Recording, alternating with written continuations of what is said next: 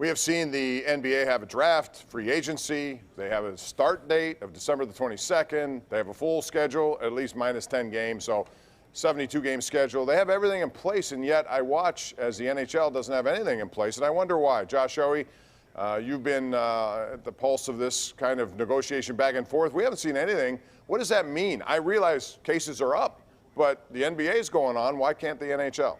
Well, no, that's a fair point, Bob. We all know how important gate money is for the National Hockey League.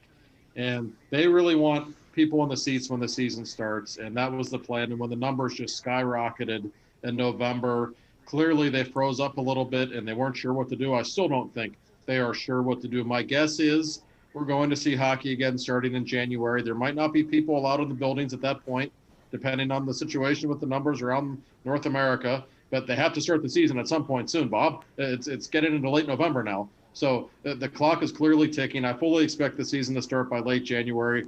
The hope is they will have people in the building at some point in the regular season. And by the playoffs, whenever they show up, you'll have a lot of people in the building, hopefully. But you're right. Things absolutely have to get underway. They don't have everything agreed upon to yet. This is still Donald Fair and Gary Bettman we're talking about. They got along great in the summer. It was harmony. Beautiful to watch. Will it happen again? I hope so.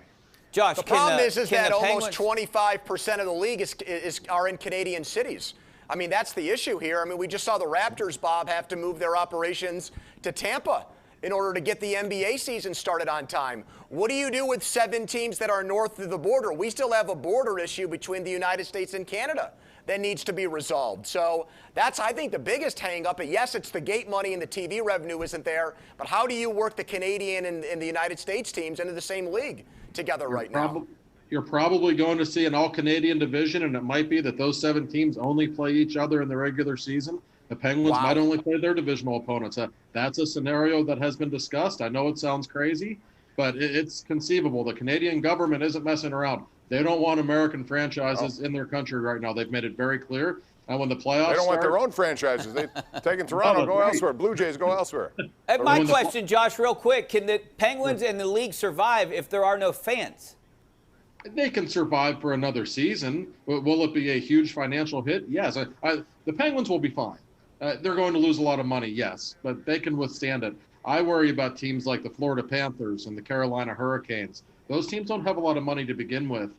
This would be a real problem for franchises like that if they have to go 2 calendar years without having fans in their buildings. I'm not sure how they survive that. All right. We have to go to a break. We'll take it. Back with more every Sunday night. We're here. #1 Cochran Sports Showdown.